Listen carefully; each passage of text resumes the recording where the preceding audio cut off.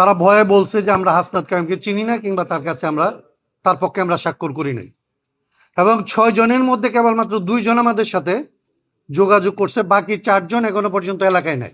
জানেন যে নির্বাচন কমিশনের ব্যাপারটা আমরা যাতে নির্বাচন কমিশন বিতর্কিত না হয়ে পড়ে এবং এই নির্বাচন যাতে অ্যাকসেপ্টেবল হয়, সেই জন্য নির্বাচন কমিশন আমাদেরকে বেআইনিভাবে আদালতের নির্দেশ উপেক্ষা করে আমাদের নিবন্ধন না দেওয়া সত্ত্বেও আমরা নির্বাচন কমিশনের তফসিল ঘোষণা করার আগ পর্যন্ত নির্বাচন কমিশন সম্পর্কে কোনো নেতিবাচক কথা বলি নাই।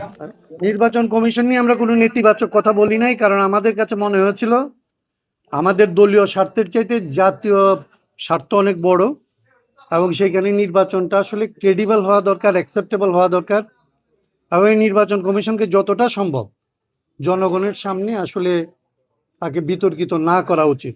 সেই জায়গা থেকে আমাদের দিক থেকে আমরা কোনো ডেমনস্ট্রেশনে যাই নাই।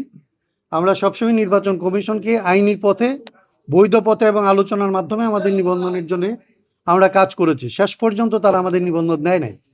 আমাদের দল এটার প্রতিবাদ হিসাবে আমাদের দলের 75 জন প্রার্থী ছিল, তাদের সবাই আসলে নির্বাচন করতে আসলে ব্যর্থ হয়, তারা নির্বাচনে অংশ নিতে পারে নাই।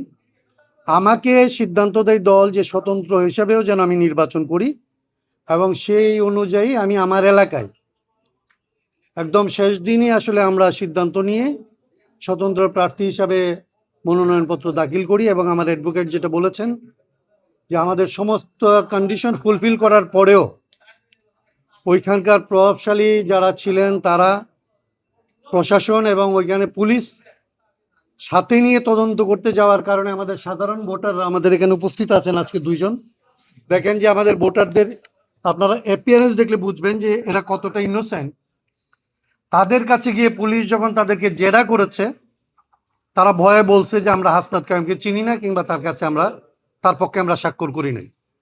এবং 6 জনের মধ্যে কেবলমাত্র 2 জন আমাদের সাথে যোগাযোগ করছে, বাকি 4 জন এখনো পর্যন্ত এলাকায় নাই, তারা ভয় পাইছে।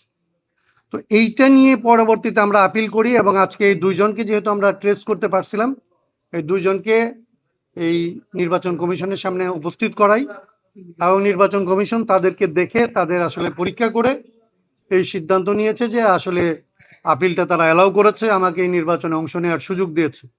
আমি সব কিছুর পরেও এই নির্বাচনে শেষ পর্যন্ত লড়াইটা অব্যাহত রাখতে চাই। গতকালকে আপনি জানেন যে আমরা স্বতন্ত্র প্রার্থীদের পক্ষ থেকে গতকালকে যে মত বিনিময় করেছি, সেইখানে তাদের অভিজ্ঞতা আমার চাইতে ভয়াবহ।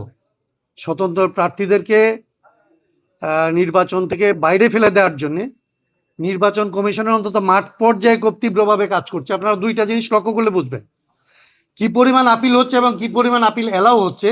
এর পার্সেন্টেজ দেখলে আপনি বুঝবেন যে স্থানীয় রিটার্নিং কর্মকর্তারা যারা আসলে নির্বাচন কন্ডাক্ট করবে, তারা বড় দলগুলি দ্বারা কি মাত্রায় প্রভাবিত হয়েছে। এই নির্বাচন কমিশনকে আমরা অনুরোধ করব যে এই ধরনের রিটার্নিং কর্মকর্তাদের দিয়ে যদি তারা আগামী ইলেকশন কন্ডাক্ট করতে চায়, তাহলে একটা ফেয়ার ইলেকশন তারা করতে পারবে না, অ্যাকসেপ্টেবল ইলেকশন করতে পারবে না। এবং অ্যাকসেপ্টেবল ইলেকশন এই জন্য দরকার না যে আমি নির্বাচিত হয়ে আসব, এটা দরকার এই জন্যে যে বাংলাদেশ যে বিপর্যয়ের মধ্যে পড়তে যাচ্ছে, এই নির্বাচন যদি তার গ্রহণযোগ্য নির্বাচন করতে ব্যর্থ হয়, তাহলে বাংলাদেশ বড় রকমের বিপর্যয়ের মধ্যে পড়বে, এবং সেটার দায় দায়িত্ব আসলে এই অন্তর্বর্তী সরকার এবং নির্বাচন কমিশনের উপরে পড়লেও জনগণ কিন্তু তার ভোগান্তি থেকে রেহাই পাবেন।